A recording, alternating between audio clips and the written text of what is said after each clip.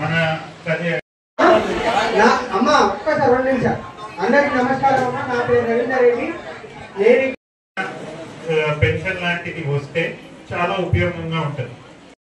దీని గురించి సార్ ఇప్పటి వరకు చెప్తూ వచ్చారు.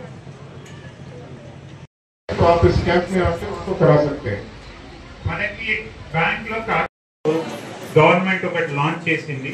దీంట్లో కూడా చాలా చాలా తక్కువ ప్రీమియం, 20 రూపాయలు కట్టితే 2 లక్షల వరకు మనకి కవరేజ్ ఉంటుంది. బై ఛాన్స్ ఏమైనా యాక్సిడెంట్ ఏదైనా అవడం వల్ల, వికలాంగులు అవడం వల్ల అట్లాంటివి ఏమైనా జరిగితే కనుక టార్గెట్ చేస్తున్నారు.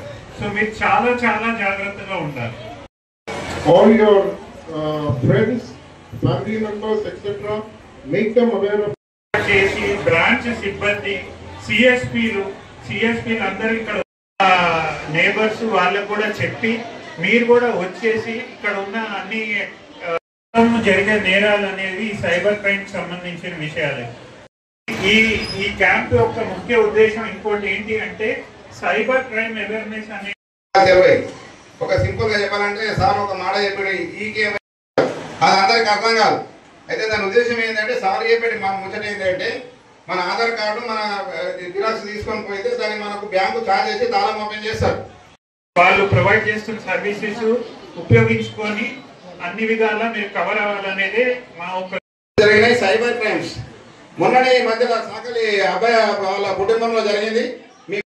जो आप अकाउंट ओपनिंग के टाइम जमा करते हो उसकी एक वैधता।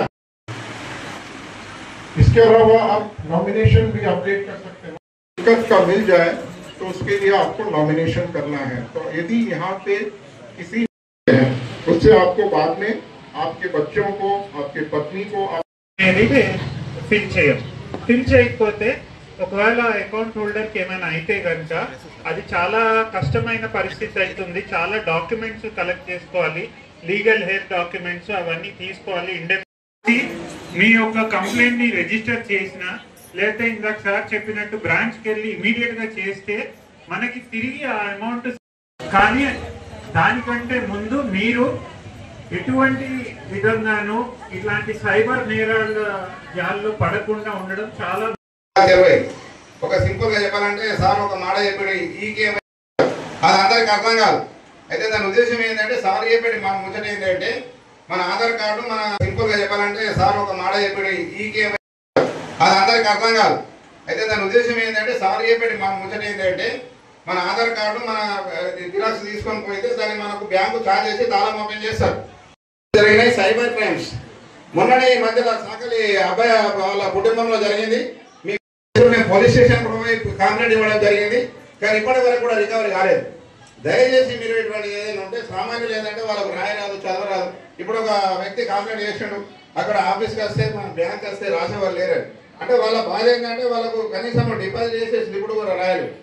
అది మా బ్యాంకుకి శ్రేయభిలాషంగా ఉండాలని, మా బ్యాంకుకు ఎప్పుడు మీరు సేవలు తీసుకోవాలని, మా బ్యాంకు అభివృద్ధికి పాటుపడాలని మేము కోరుతున్నాం. కాంతయ్య గారు కృతజ్ఞతలు మా బ్యాంక్ తరఫున మేము చెప్పండి ఒకసారి సార్కి.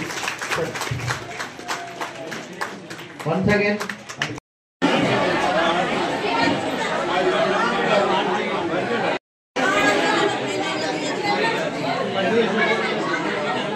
వాళ్ళు ప్రొవైడ్ చేస్తున్న సర్వీసెస్ ఉపయోగించుకొని అన్ని విధాలా మీరు కవర్ అవ్వాలనేదే మా ఒక.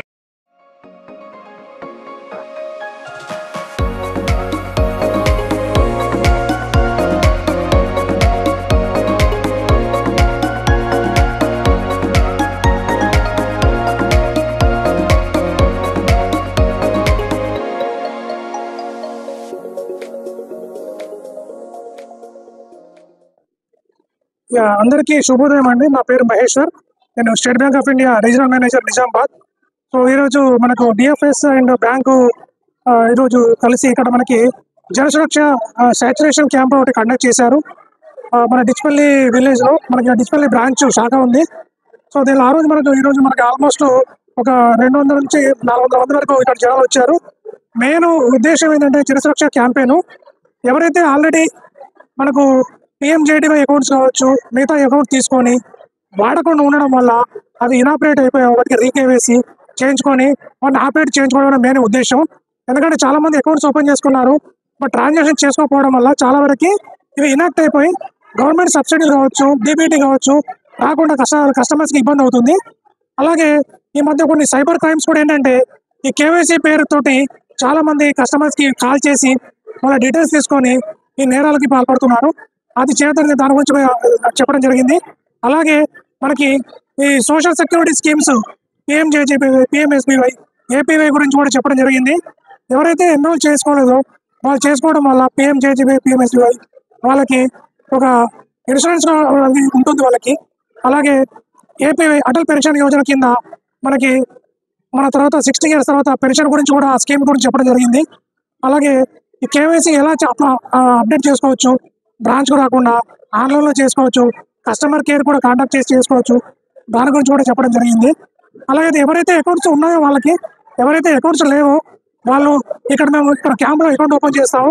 అలాగే కేవైసీ కూడా ఇక్కడ రిక్వెస్ట్ తీసుకుంటాం మేము. అండ్ SSS కూడా అంటే ఈ సోషల్ సెక్యూరిటీ స్కీమ్స్ కూడా ఎవరైతే ఇంట్రెస్టెడ్ ఉంటారో వాళ్ళకి తీసుకోవడం జరుగుతుంది. అండ్ ఎవరు కూడా మన ఓటీపీ అలాగే మన మొబైల్ నెంబర్స్, ఆధార్ ఎవరికి షేర్ చేయదని చెప్పడం జరిగింది. అలాగే మనకి ఇప్పుడు ఇక్కడ చాలా మంది రైతులు క్రాప్ లోన్లు తీసుకున్నారు. వాళ్ళు టైంలో తీసుకొని టైంకి రీపేమెంట్ చేసుకుని వాళ్ళకి పావులా బెనిఫిట్ కూడా చెప్పడం జరిగింది.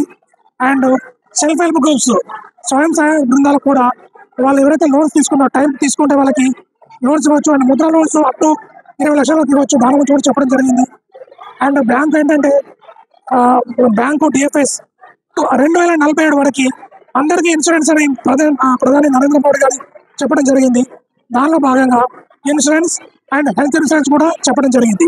ఈ సభకు వచ్చేసి అందరికీ, అలాగే ఇక్కడ ఈ ప్రోగ్రామ్ చేయడానికి సహకరించిన మన డిచ్పల్లి గ్రామస్తులు, ఆలయ కమిటీ, అలాగే మా state bank of India local administration DGM గారు, అలాగే మా ఏమో అడ్మినిస్ట్రేటివ్ ఆఫీస్ నుంచి వచ్చిన ఏజెంట్స్, అలాగే లీడ్ బ్యాంక్ మేనేజర్, అలాగే మా మేనేజర్ ఎఫ్ఐ, ఆ బ్యాంక్ సిబ్బంది అండ్ ఐకేపీ, అలాగే ప్రజలకు అందరికీ ఈ ప్రోగ్రామ్ వచ్చి దీన్ని మామూలుగా సక్సెస్ చేసినందుకు అందరికీ ధన్యవాదాలు. Thank you very much.